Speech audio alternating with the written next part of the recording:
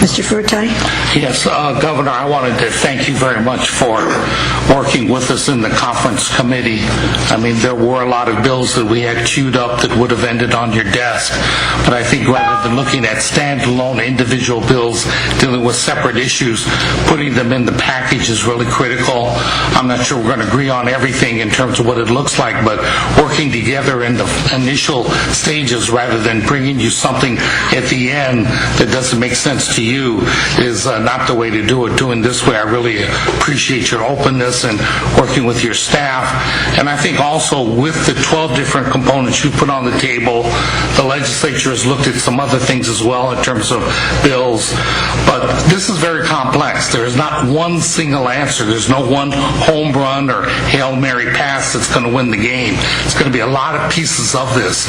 And I think you have set the tone, but also we will bring to bear different things, not to mention the stakeholders and others. So I think this is going to be vigorous debate and discussion, and I believe absolutely we're going to get to a point where in terms of a legislative package, we will have something that's going to do with solving the problem, maintaining public pensions for our workers that have invested years and years of their lives in serving our state, and we'll find that sweet spot we have to. And I think your point is more than well taken, but great leadership, and I thank you for it. Thank you. Mr. Silva? Thank you, Madam Chair. Governor, I applaud you and your staff for your work on this. It's a big gorilla in the state that we've got to deal with, and I do share your optimism. We are going to come out of this. We are going to make it work. I just can't tell you exactly how. While your proposal has many different angles, what part of your plan do you feel will go before the legislature for consideration, and what part would go before the voters? Well, hopefully the whole thing will go before the legislature, and those measures that affect local government, local pension systems would require a constitutional change, and that would require a vote. And then this would hopefully be on the ballot in November, and maybe there could be even other pension measures on the ballot, so we want to make sure this measure is a solid one that will win the support of the voters. So it's going to be, we have a lot of activity. You're asking me about an initiative, or are you saying the legislature can put the measure on the ballot to the extent it's needed? And I think that's going to be called for, and it's necessary as part of this proposal. Mr. Simei? Thank you, Governor. Two questions, if I may. We had some discussion prior to your arrival about the nature of the challenge at the local government level. And I think I'm correct in saying that to the extent that there's a big number out there to tackle, that probably 2/3, 3/4 of that big number is at the local government level. We're going to struggle here with the extent to which the action we take deals not just with the state of California in terms of state government, but the extent to which it's appropriate, desirable to put some parameters around what can be done at the local level. You referenced SB 400 as something that had an impact at the local level when you were serving at that level. What is your thought about, is it your intent that is it your proposal that we look at putting some parameters around what can happen at the local level, or are you focused more on state government per se? Well, As you mentioned, the savings really are going to be garnered at the local level. The PERS contributions over the next 3 or 4 years only grow by a couple $100 million.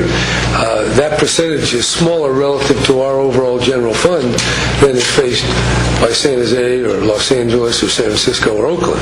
So I think because there has been a resort to state action in order to get local benefits, then it's reasonable to continue in that tradition to bolster the funds and make them more solvent.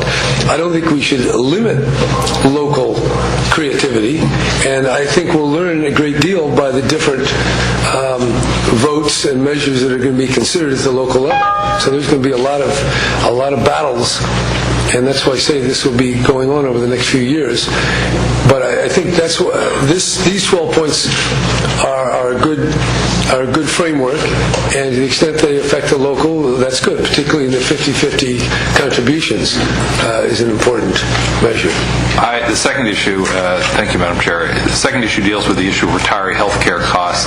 which, as we discussed earlier today, are largely unfunded, both here at the state level and at the local level. So while we can debate whether or not we're at 65 or 70 or 80% for the pension benefits, as a practical matter, the number is somewhere between 0 and 10% for these retiree health benefits, the so-called other post-employment benefits that are authorized at the local level. There's been some discussion about the extent of that looming burden and whether or not we ought to use this opportunity to address that piece of the challenge, not just pensions, but other post-employment benefits. Do you have a view on that subject? Well, I have some views. This is a complex subject. We're going to be proposing some ideas to rein in the costs of Medi-Cal that will require federal legislation and collaboration. We do face the problem not just in the public employees retirement system or the teachers retirement system, but just in Medi-Cal. The costs, Medi-Cal is going up $1 billion a year, maybe 8%. Our revenues are not going up that fast. So doing nothing else, health costs are squeezing out everything else. And more we're funding we're dealing with sickness and not creativity and investment and infrastructure and all the other things that are important to a society. So I think we have a proposal to increase the health benefit age before you get full benefits to 25 years. That's a measure. To require people to work longer before they retire, that also helps. But tapping down benefits is a very difficult undertaking. And I'm open to any, I think you should think about that. Well, I want to encourage you and your administration to think about the issue, the benefits and what's an appropriate benefit. I should have come hands-free. My apologies, Governor. You're going to get a ticket. The issue I want to encourage you and your office to think about is the fact that whatever the level of benefits is, even if we could come to some consensus about what's appropriate, the money simply hasn't been provided to assure that those benefits can be paid for at a later date, which means that the benefits that have been promised are at risk. The ability to amply compensate employees in the future is at risk. And the ability to fund the level of programs and services commensurate with the public need is at risk if you're working on a pay-as-you-go, we'll figure out where the money comes from once the debt comes due basis. So you've come at it from one important side, in my view, which is the benefits side, and trying to figure out how to provide some limit on that side. The other unanswered question, it seems to me, is how do we know that we're going to be able to pay for it, particularly given the current circumstances? It seems to me there's a lot of pressure right now to provide benefits or assurances of benefits in the days to come without any assurance that the resources will be there to pay for those benefits. Well, you know, the legislature does add benefits sometimes as a mandatory component of private insurance, and that is adding to the cost. In fact, we just did that in the last legislative session, so that's just something we deal with. There is a big problem. Paying for our health care, making any irrevocable, indissoluble promise is pretty serious business.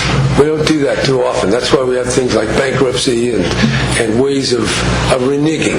And we're committed as a state and as a federal government, and we are going to have to probably find some ways laying the money aside. But if you look at all the other things we have to do, from infrastructure to the basic operation of government, it's very difficult. I mean, the idea that we can keep, building football stadiums and buying all the stuff we buy and yet take care of all these other things, it doesn't add up. The arithmetic doesn't add up. But I'm not going to be the one to explain that all at once.